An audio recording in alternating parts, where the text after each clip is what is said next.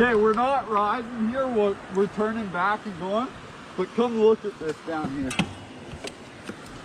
So this area is known for a famous enduro race.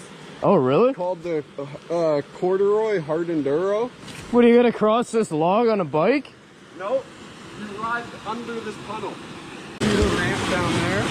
That's so insane. Set that ramp up on the ledge to help you, and then you gotta go up this bitch. Holy fuck.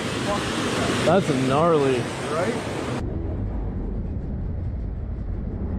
The water is deep.